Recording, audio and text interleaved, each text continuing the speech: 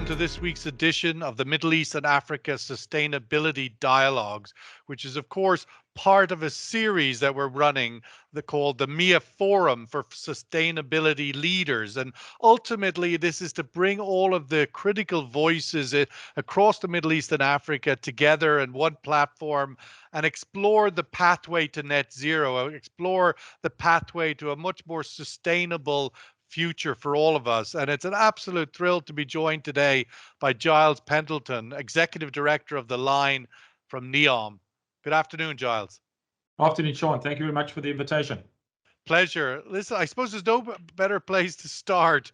Your project is world famous now. In 5 minutes, it went to the world and everybody grabbed it out of the sort of virtual reality and took it in and absorbed it in whatever way we could. Perhaps we could start with your version of what the line is, exactly the thinking behind it, what, where, when. That would be a great place to start. Thanks, Sean. Look, the line is essentially an end product. So it's not a starting point. I think it's an end product for us as to what would be a solution to the problems that the kingdom and the world faces as a whole. And those range from pollution to sprawl, to long commute times, to inequality in our cities. And the question was posed by our leader, His Highness, as to how do I have a new city, or how do we create a new city with the expanding population of Saudi Arabia to 2050? How do I create a city that won't replicate all of those problems, which are to a degree inherent in every single other city in the world? How do I not have pollution in a city? If I want to be a forward-thinking city and I want to be at the cusp of leaving the world in a better place than how we found it, I can't just build another traditional city. So we went to the drawing board and we thought, well, how do we take his 12 KPIs, which he gave us, which were things from view equality to mobility at height, to a net zero operating model, to being able to commute across the entire city in a relatively short period of time, 20 minutes, 5-minute walkability. How do you take all of those, which sometimes feel like conflicting KPIs, and put them into a product that then to a degree can tick all of that? And we've went through a number of iterations and versions of the line, until we finally settled on the mirrored line, which is what we've launched. And the mirrored line is really, it's about taking 9 million people onto the smallest possible footprint, i.e. leave as smaller footprint as possible, convert as much of that excess land back to nature, whilst giving everybody the livability, the best livability on the planet, because everything is hyper-connected. It's instant, it's 5-minute walk, and everything a normal city, any city in the world has, the line will have, but in a vertical application. So you don't have to live on the ground. You know, we live in apartment towers and we work in office towers and we stay in hotel towers, but we haven't had a stadium or a school at height, but it shouldn't be a constraint. So zero gravity is one of our KPIs that says, how can we put everything in a building so that everybody has equal access to it at all times? So the line ended up being the product of a whole lot of hard to answer questions in a traditional city model that we think ticks all of those boxes in an unconventional way. I actually went recently to my first vertical university. I don't know if you've been there. It's the IE in Madrid, where they've built basically a tower, and the whole university is in that one tower. And it's quite obviously unique in its thinking, very efficient in its operations. One thing that I sort of struggled with, and that sort of comes to my question, is community. I'm wondering what defines a city. Is what the line is a city the right word for what it is, or should we come up with a new word as well? Absolutely. So the line is ultimately a city at its first instance. So at 9 million people, it's the same size as London and New York and Seoul. It's a large city, and each of those cities have zones or districts, large-scale districts. So a series of towns make up a city. So in New York, you've got the 5 boroughs. So in Neom, we're going to have a module, and each of these modules has approximately 80,000 people. And each one of those modules is a self-contained vertical town. So a series of towns makes a city, and you don't have a 40 or 50,000 seater stadium in each town, but 5 towns, for example, or 7 towns would share a stadium. 7 towns would share a university. So we still have all those questions, and you're right. The ultimate building block of all cities is community. That's the fabric that binds everything together. So that's and as cities are evolving as we are now, that community sort of DNA gets lost because rich live in certain areas, poor live in certain areas. Some people live up, some people live down, and there's nothing common that's bound to you, because in London, your community is spread over 1,600 square kilometers. It's a very, very large footprint. New York is 900 square kilometers. The line is 34 square kilometers that touches the ground. Everything is vertical. So the community is by default imposed on us from a design perspective. And everything is interconnected. So we don't have a retail mall on the ground floor and then 30 stories of offices and then 20 of hotel, and everybody lives on the top, because everybody at the top apartment then would have to get to the bottom floor retail.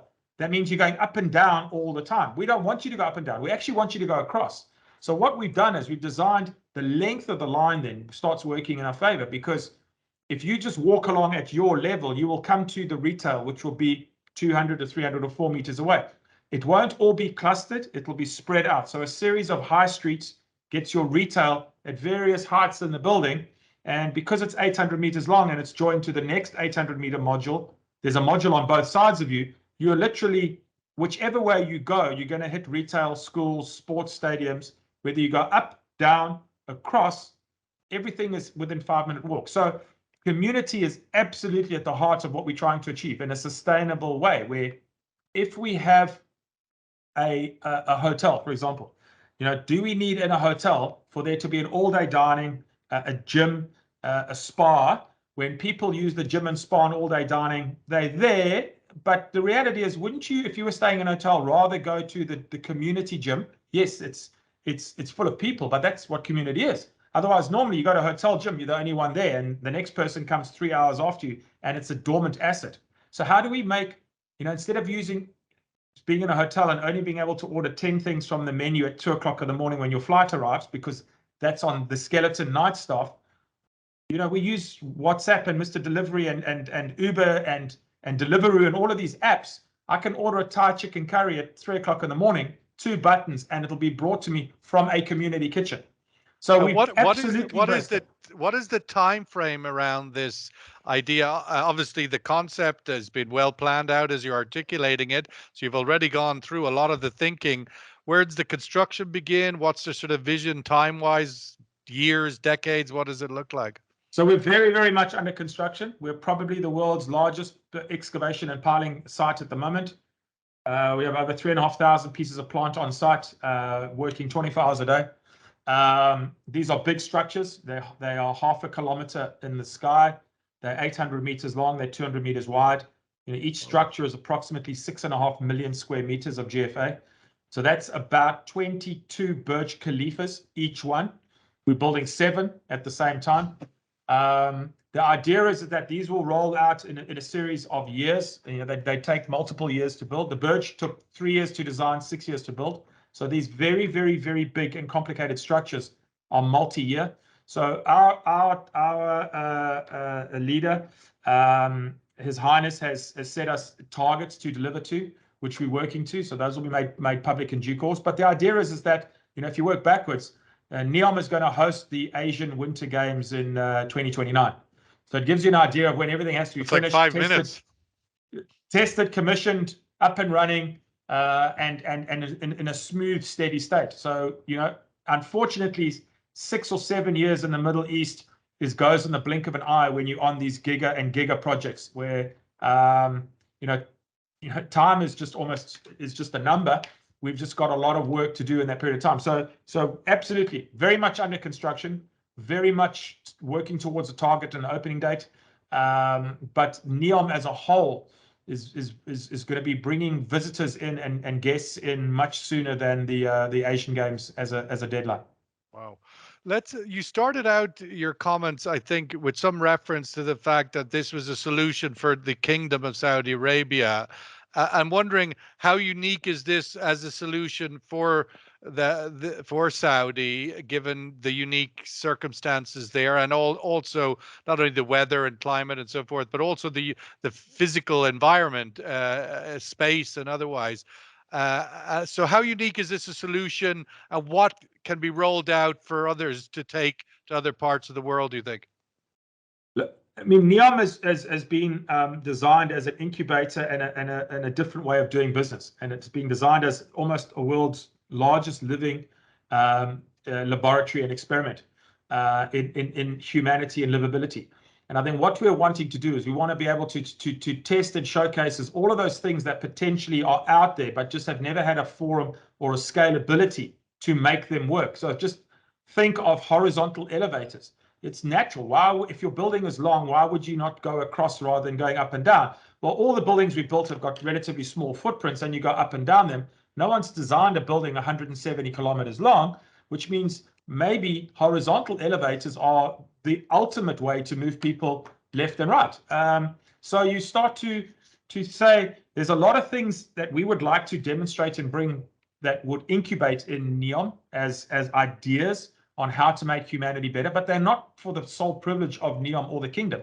The idea is that Neom is here to export ideas, it's to export technologies, it's to export concepts and ways of doing things different. Like Silicon Valley is. Silicon Valley is a hub for exporting these incredible ideas.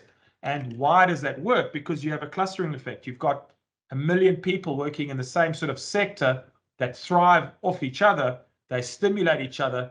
It's no coincidence that these hubs, these incubation hubs, MIT is another one, where things work around each other.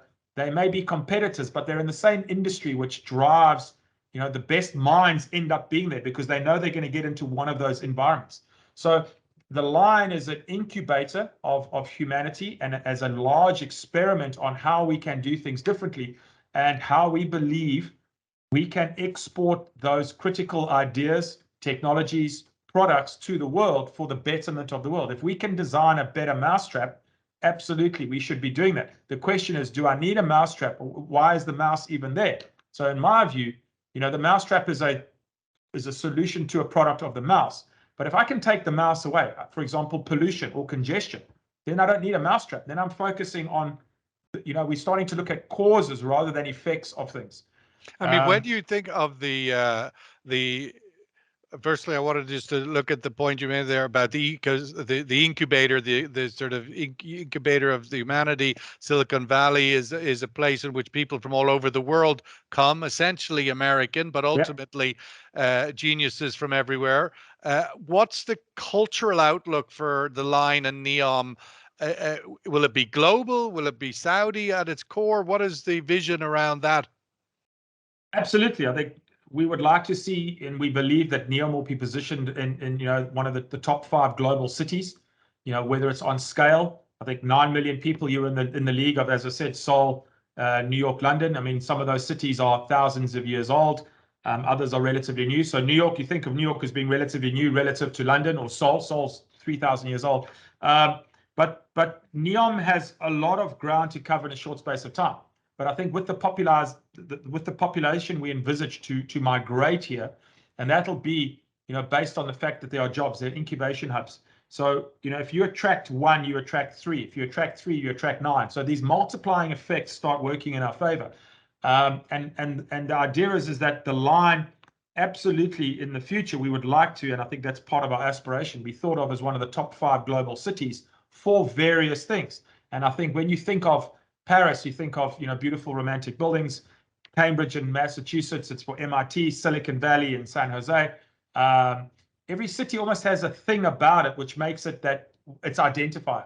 I think Neom definitely would like to position itself as the sort of this tech innovation can-do location in various sectors. So we can do in movies and production, we can do in fashion, we can do in tech and digital and in financial services. It does sound, just from the headline, as you describe it, as a pretty massive carbon footprint. I'm wondering how Where's the low carbon piece come? Where's the sustainability piece come? Obviously, you said you're the largest building site in the world at the moment. That's got to have some fairly heavy carbon. Where's all of that stack up? So, Neom is foremost as part and parcel of the kingdom. So we are not an independent state.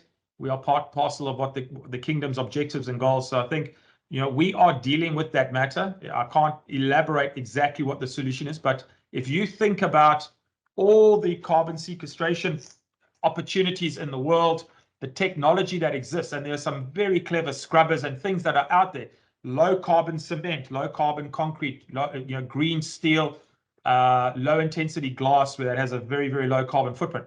And there's a lot of very interesting products. But one of the problems that the world faces is twofold. One is there's not a large uptake yet. We're moving towards it of green and near zero products. So because we are so big, we are probably going to disrupt the world's supply on these green products. So how do we create an localized ecosystem that can support our objectives? And absolutely, our objective is to be a net zero operating model on 100% renewables, to be the world's center of green hydrogen, and to build and to create these structures in a way that we balance the books at the end of the day relative to the carbon challenge. Ultimately, the comparison to the cities you've described is evolution versus revolution, right? In the sense that these cities you mentioned, Seoul, 3,000 years old, London, probably over 1,000, Silicon Valley, I don't know if it even is a city, but it's a community. But my point or question is, given the scale of the carbon initiative that is involved here, this is a massive risk. Yes and no. I think the bottom line is evolution proves itself over time. It grows. So not that risk is bad. I'm just saying it is a big risk. No, it's completely noted. I mean, I think if you had to say, well, what's the carbon footprint to create London? And then you say, well, so we've done these sums, we've done these sort of calcs, and we're saying, look, a traditional flat city. So the reality is the 9 million people are going to have to be housed somewhere on the planet. And let's say somewhere in Saudi Arabia. So either way, the carbon is going to be created to house those people. So you can add on a flat, polluted, congested environment, or you can take and you work out what that carbon would be, which we've done, and then you design a very, very efficient, very low carbon environment. So we are already 20, 30% lower carbon because of the design solution. Then you say, right, based on that assumption, which is through we can demonstrate through the numbers, we've got a very efficient. So we're dealing with it first and foremost through design. Then we're dealing with it secondly through the products, the identification of products. So we will end up being the largest consumer of sort of low wattage LED bulbs in the world. That's fine. That will drive. So in most parts of the world, if you're in Dubai or in the States and you want to go down a low carbon route, you say, I'm going to do the right thing and change my light bulbs. Those light bulbs have traveled 12,000 kilometers to get to you from a factory that wasn't very clean in the first place. We're saying, well, if I'm going to put in 1 billion light bulbs into the line over the next 20 years, why don't I build a green ecosystem to supply myself? So my factory can be green. It's running on hydrogen, not on coal. It's running green. It's going on an energy efficient electric train from my manufacturing facility at Oxygon to the line to be installed. So my circle is very tight. My carbon footprint is now exceptionally low. Now, will it get to zero? That is the ultimate objective for everybody. But those 9 million people can either be in an environment that is addressing every part of that circle, the economy, or those 9 million people can flock to every other city in the world, and their carbon footprint will be at its maximum number. So, doubling the size of New York won't be at a net zero or carbon neutral position. It'll be at a significant carbon footprint. And I think that's where we're coming from, is that we're trying to house these 9 million people in the most efficient carbon neutrality position possible. I suppose it's not either or, right? At the same token, uh, Riyadh is doubling in size. Correct. Jeddah Jeddah. is going Yeah. through all sorts of refurbishment. So it's not an either or equation here. And I suppose the other magic in the sauce potentially is the unknown unknowns. You know, the miracles you will create, the necessity, the mother of innovation, in a sense that Absolutely. we don't know what magic you will create. Is that part of the equation? You mentioned 100%. incubation. You know, the solution that emerges from the most unknown corner of the line, because you've had to figure out a problem and solve a problem. How does that feature into the visionary thinking? Absolutely. I mean, I think the ultimate position is if we can get as close to carbon neutrality as possible, or let's call it near zero. And in the next 8 years, we help create or incubate a technology which takes us to a carbon negative position, because we are now basically killing carbon from the rest of the world or sucking it up through a sequestration process and converting it. Algae infused LED screens, which act as a solar screen. The technology exists. There are universities studying all of these things. But because there's so many very, very, very interesting, and that's one of the things we've heavily invested in is in as Neom, is the brightest minds in the world are now being given an opportunity to create this future world in the line. And there are technologies that are very embryonic but have got a huge opportunity. But because they may not be mass appeal right now, they don't get the funding they require. They don't get the opportunity that they strive for. And if Neom can incubate those sorts of things for our own benefit, but ultimately for the global benefit, that's where Neom wants to go. So we 150% subscribe to the view that there will be technologies emerging in the near and medium and even long term being out to 2045 for us, that will be part of the solution and equation. And let's hope they go beyond balancing the books. They go to actually improving the quality globally of the air, of the CO2. So I think that's all. If you could build the line on 100% renewables, which is ultimately where we would like to think the manufacturing supply chain goes, we are making a difference. Those people have to be housed one way or the other, as part of humanity. We have to have equitable housing. And we have to make some pretty big leaps, right? We do this challenge is of such a scale. We have to have these sort of magical leaps forward, in trying to solve some of these solutions. Elsewhere in Neom, obviously the line has grabbed a lot of the Yeah. headlines in recent months. What else is going on? What is similar or comparable, or that is of sort of that kind of visionary change, if you like, from So a so smart city yeah. point of view? So Neom, think of Neom as like the city, the CBD, but the outer lying regions, and that's Trojena, Gulf of Aqaba, Oxygen, and all the islands, the archipelagos. We're an incredible part of the world that's untouched. It's the most beautiful landscape and seascape. The marine life here is just I completely spent my untouched. childhood scuba diving on the Sinai side, Yeah, yeah. when it was That's empty, 6 kilometers away. It's right. very close. So Neom is an incubator of humanity. So it's Trojena, which is hosting the games, and one of the Asian Games, you're saying, one of their selling points was that it's going to be different. It's going to be a ski and integrated community and ski facility or destination of the future. So every ski resort you go to, Verbier, to Whistler, to Aspen, have been around 100 years or so. And everything that's there is just a newer version of something that existed before that. So how do you take a ski lift as a principle with a cable and say, how do we do this differently? How would you do this if you were inventing this today for the first time and it's 2030? And how is it powered? Is it powered because all of those others are powered by electricity, which comes either from nuclear or coal? So firstly, we're going to be powering that on renewables. That's the first thing. So how do we move the needle? And I think that's why Gulf of Aqaba is a destination with its own uniqueness. So is Trojena. And Oxygon is a large manufacturing. It's a port first and foremost. It's a manufacturing and port facility. So it's a one-stop shop. It's on the seaway to Europe, where 13% of the world's trade goes right past our front door. We are on the borders of Europe, literally.